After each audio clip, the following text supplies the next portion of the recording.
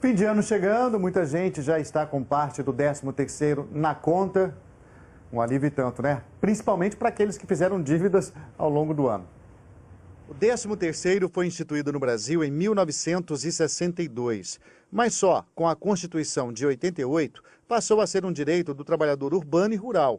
A gratificação de Natal é garantida a todos que trabalham com carteira assinada durante no mínimo 15 dias e é dividida em duas parcelas. A primeira corresponde à metade do salário do mês anterior e deve ser paga entre fevereiro e novembro, de acordo com a escolha do empregador. A segunda parcela deve ser paga até o dia 20 de dezembro.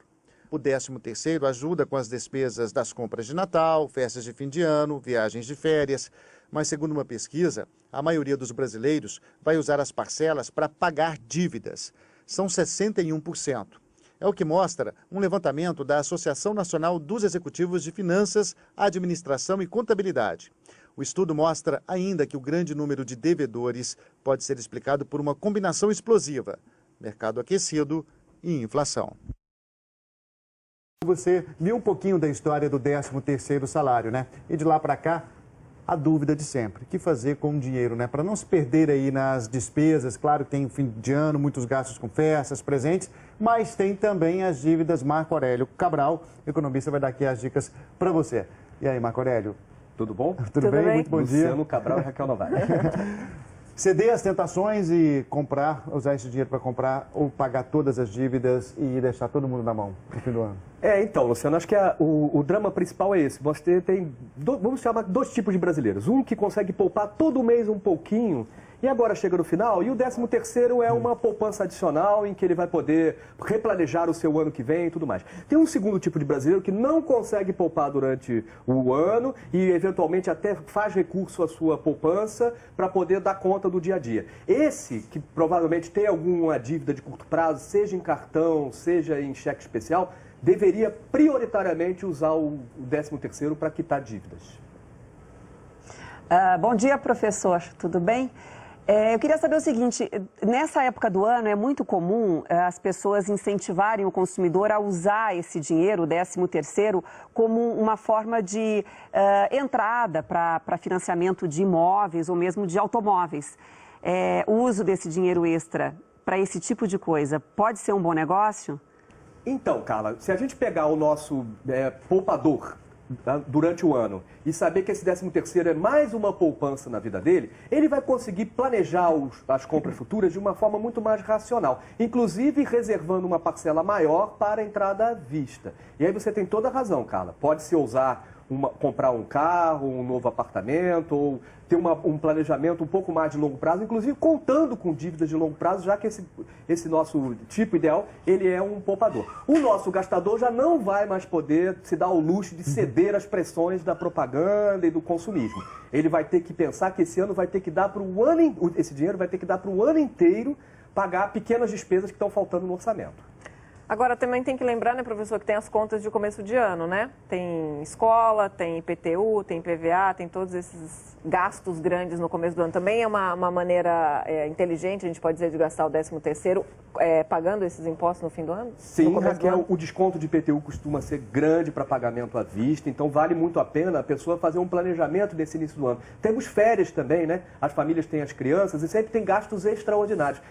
Os meses de férias nem sempre apresentam o mesmo perfil de despesa que os meses cotidianos de trabalho durante o ano. Então a gente tem que fazer realmente esse planejamento, tem material escolar, tem muitas coisas que vêm pela frente no início do ano. E esse dinheirinho, de novo, é um dinheirinho que tem que durar para o ano inteiro. Agora a gente viu, Marco Aurélio, que mais de 60% dos brasileiros pretendem realmente quitar as dívidas. Bom, parece um número muito bom, né? Só que, na verdade, se você for perguntar o motivo dessa quitação de dívidas, a maioria vai responder também porque está com o nome sujo e pretende voltar novamente para o mercado porque a oferta de crédito está muito grande, ou seja, pode virar uma bola de neve. Eu acredito, Luciano, que as pessoas que estão endividadas no curto prazo, elas percebem o sacrifício que fazem. Então, assim, naturalmente que tem que haver duas coisas com o 13º. O 13º é um alívio enorme, mas a gente também tem que ter uma mudança no padrão de comportamento dessas famílias que estão um pouco mais endividadas. A inadimplência hoje é alta, mas ela não está fora do controle. O ideal é que ela caia para que as taxas de juros ao consumidor também caiam. Quer dizer, a gente não pode ficar reclamando dos bancos que não reduzem mais as taxas de juros se a gente também, consumidor, não fizer a nossa parte, né? Agora, professor Marco, a gente sabe que tem empresas com problemas de caixa que acabam não pagando o 13º, nem mesmo em 2 parcelas. Essas empresas que acabam não efetuando o pagamento do 13º aos seus funcionários, estão sujeitas a que tipo de penalidades? Graves, as penalidades trabalhistas são as mais graves dentro do direito comercial e empresarial e, portanto, assim, como existem outras possibilidades de financiamento da firma, a gente sugere fortemente que os trabalhadores sejam honrados na sua parcela 13º. Lembrando que hoje os recursos humanos de qualquer firma é o grande tesouro, o grande valor. Então, assim, como interfere diretamente na motivação dos seus funcionários, não deixe de cumprir a sua parte do contrato. Agora, professor, a gente falou de as pessoas que estão recebendo o 13º agora no fim do ano, mas e aqueles que já pediram adiantamento do 13º quando saíram de férias e já gastaram esse dinheiro que teriam por receber agora no fim do ano? Qual a dica para essas pessoas não se enrolarem no fim do ano? Raquel, eu acho que assim, a gente tem que pensar que o Natal é um momento de alegria da família e tudo demais. A gente tem falado disso já há muito tempo. Então, assim, eu acho que vale mais a gente pensar concretamente no nível de gastos, principalmente agora no final do ano, gastos com consumo de não duráveis, brinquedos, roupas, esse tipo de coisa, que são muito bons de se ter, mas assim, não são essenciais para a gente continuar vivendo. Então, assim, quem geralmente pede adiantamento de 13º e vem de férias também, em geral, está naquela situação que eu falei agora há pouco de viver se equilibrando. Então, assim, mais do que nunca é importante pensar direitinho no que vai fazer. E para aquele brasileiro, professor, que está dando exemplo, não tem dívidas para quitar, já comprou os presentes, sobrou grande parte do 13º, fazer o que com esse dinheiro? Onde aplicar? Que tipo de investimento? Eu vou dizer o que eu acho que seria uma sequência de prioridades. Em primeiro lugar, quitar dívidas de curto prazo, de cartão de crédito, cheque especial, etc. Em segundo lugar, guardar este dinheiro sabendo que a gente pode distribuir os planos de compra ao longo do outro ano. Os bens de consumo duráveis, sejam eletrodomésticos, automóveis ou mesmo apartamento, eles devem ser planejados de maneira a aplicar esta poupança não apenas no 13º desse ano, mas também os 13º que virão. É possível contar com isso, porque esse sujeito é um poupador. Então, assim, eu acho que, em último lugar apenas, a gente deve atender aos nossos desejos de curto prazo e, eventualmente, sem pensar no futuro. Boas dicas, professor. Muito obrigado mais uma vez por participar aqui com a gente da edição das 10. Obrigado. Obrigada.